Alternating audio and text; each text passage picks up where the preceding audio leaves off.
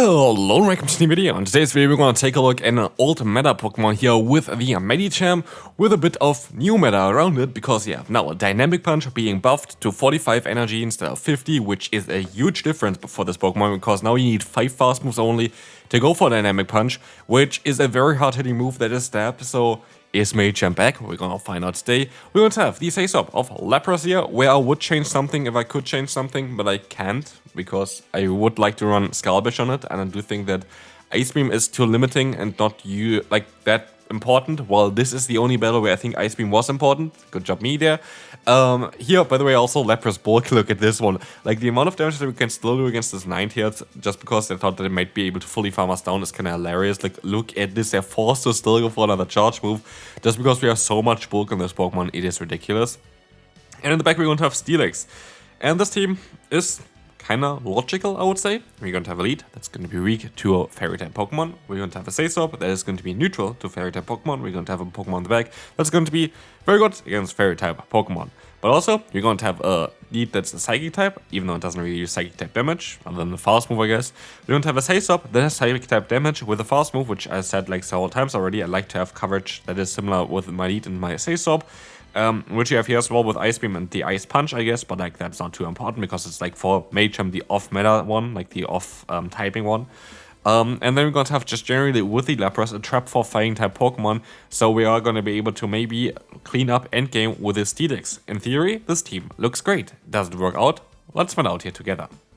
We see already that the Psycho Cut Medicham is actually doing quite a decent job, and now definitely going to be way better, by the way, this season, absolutely, with the recent change to Dynamic Punch.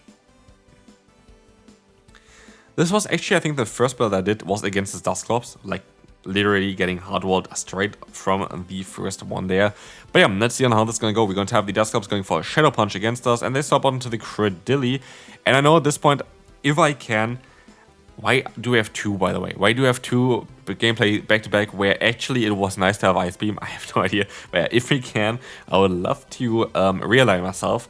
Realignment is super important here, because we know already Dusclops is in the lead. So what we want to do is we want to try to get the Dusclops against our Steelix instead of having the Lapras against that, instead of having the Medicham against the Dusclops, of course, because against the Dusclops we have no play with our Medicham. Let's be honest.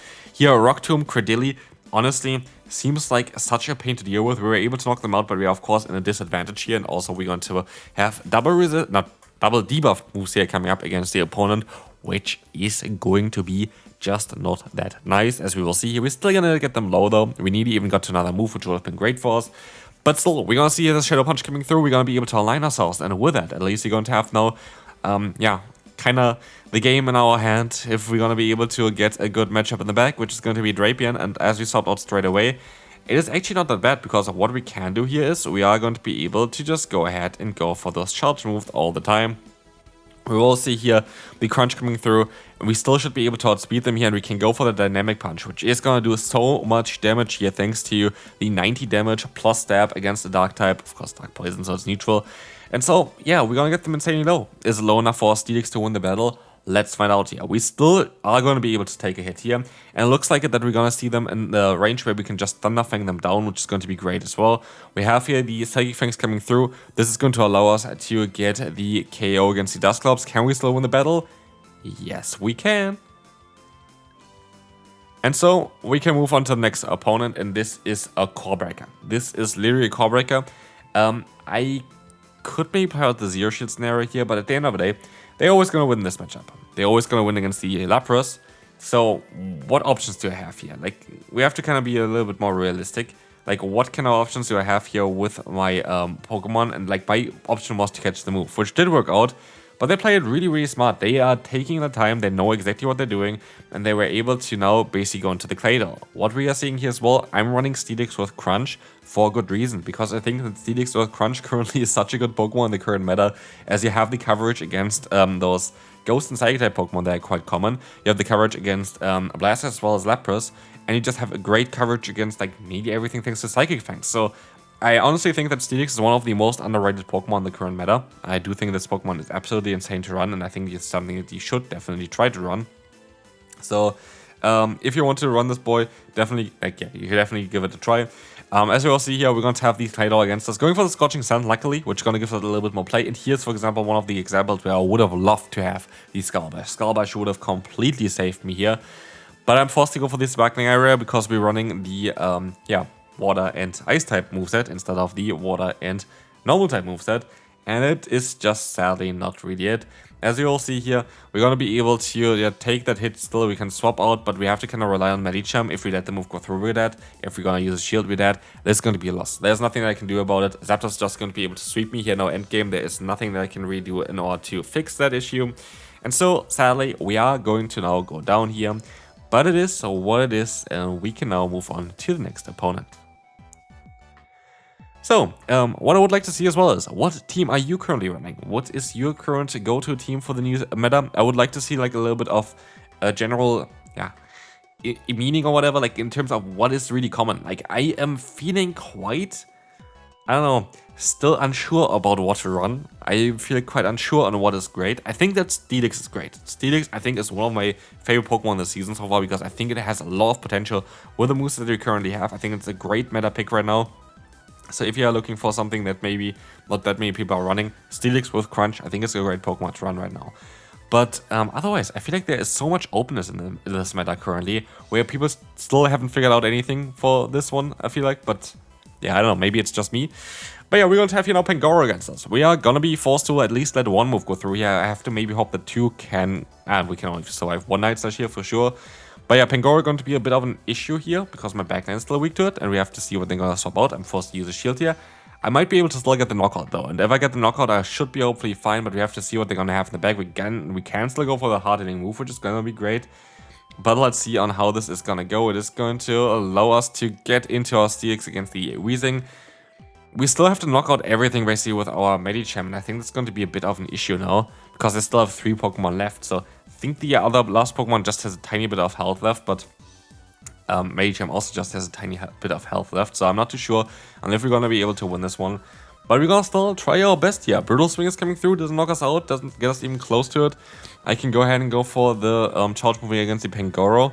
And I think it's like the 1 HP blasters in the back here, but I can go for the Dynamic Punch, I can go for the KO, and this is going to allow us to definitely win the battle. And at this point, I forgot that there was still the blaster, so you see me not tapping for like 1 or 2 seconds, but we're gonna still be able to win the battle, and we can move on to the next opponent. So, what is the next opponent going to run here? We're going to have a Dynamic Punch coming through against the opponent's Lapras, doing a tremendous amount, and they're gonna swap out into the Sableye, where I don't have the best answers, but I have at least a Crunch on the Steelix, which honestly helps out even in this matchup. While yes, Crunch is just going to be neutral, a lot of people just don't really expect it, and that is going to be good for us. And yeah, as we'll see here, we're going to be able to go for another Crunch against the opponent. That is going to be fine. We will be able to just let the foul play go through, and we can go here and try to knock them out. I would assume that they're going to let the move go through, expecting a Psychic Fangs, and that is going to be perfect. So we have no realignment. They're going to go for the charge move with the Lapras. I know we have the fast move pressure though, which is going to be a bit of an issue, but I'm still going to go into my Medicham, seeing what they have in the back. It's going to be that Spiritomb. Sableye Spiritomb with Lapras in the lead. I think that was a team that I showcased as well, like that I had in my top team video as well. I think it was.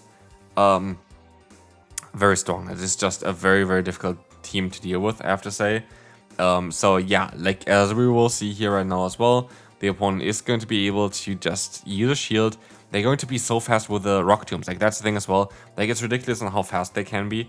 We're going to try our best here. Let's see what it's going to be. It's going to be the Sparkling Arrow coming through against the opponent. We will have here the shield coming up, and I might have to just swap out to try to catch the move. It didn't work out. They're going to go into the Lapras. I'm going to go for the charge move now, but I have to hope that they're don't overfarm as much, basically, because otherwise you're going to lose this battle basically immediately. As you will see, we can still go for the Ice Punch here, but only on the CMP type, which you're going to lose. And so that is basically it. Never mind. I can still actually get to the charge move here. Sparkling Area from the Lapras is going to be enough to knock them out. And we can move on to the next opponent. I have yet seen a Shadow Lapras. I feel like Shadow Lapras would have a lot of play as well. I think it would be a funny Pokemon. And oh, look at this, by the way. My game just froze the middle of the Dynamic Punch, which is going to make this now way tougher, because I feel like I maybe would have even nearly knocked them out there, because if I hit an excellent Dynamic Punch. Like, there is a huge difference. By the way, if you hit no bubble, it does 25% of the maximum damage. If you hit every bubble of yours, you're gonna do the maximum amount of damage. But I just want to see here quick on the side on how much I actually lost from that one. Like that charge move did around like 50%, maybe 45% against these Shadow Swampert. Shadow Swampert would usually take 60% from the Dynamic Punch. Okay, so like I most likely lost around like 15-20% there of the full potential of damage there. Bit weird, bit crazy, but yeah, we're still going to have here a play where we're going to be able to go for the Psychic Fangs against the Bombarder. This is going to allow us to get them kind of low. Sucker Punch plus the new move of Rock Tomb. What I have to say though about this season, so many new teams, so many new Pokemon. Everybody is like playing them, which is kind of unusual. A lot of times people just don't really play those. So, let's see how it's going to go here. Next, we're going to have the Grumpig. We're going to be able to go for the big charge move here as well. This is going to be fine. This is going to be the Sparkling Area connecting.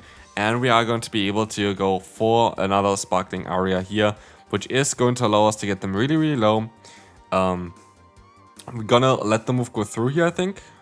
It's going to be a Dynamic Punch. And we can now go ahead and go into the Steelix, where we're going to use a shield up against the opponent. It's going to be another Dynamic Punch. We can go for the full farm down here. And let's see, it's going to be a Malamar against us. We're going to try our best to go for the Crunch against the opponent here. This is going to allow us to get some nice damage in. And we will see here next that the shield is coming up from the Steelix. This is going to be fine, Superpower is coming through, and we're going to have now the opportunity, at least, to get the opponent's Malamar really low, which is really needed for the Medicham, but we also have the option to debuff whatever is in the back, which is, in this case, of course, the Steelix. And with this, we're going to also be allowed to swap out now. Medicham is going to have now, like, stab, super effective moves that are going to do some nice damage. And we just have to see what the opponent going to go for, because Sludge is coming through. I might still have the chance of winning this battle just with my Steelix, because I might be able to still get another move off. Can I?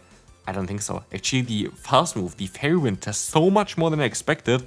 And this should knock us out. Sludge is going to knock us out. And with that, we don't really have the chance. We would need to go for the full farm now. But look at this. The opponent would have had enough energy anyway. And so that is going to be it. We can move on to the next opponent. So, let's see, next up here is going to be the Galvantula against us. Very spicy Pokemon, interesting here to see that one, but it's going to be a cool one. Let's see on how this is going to go.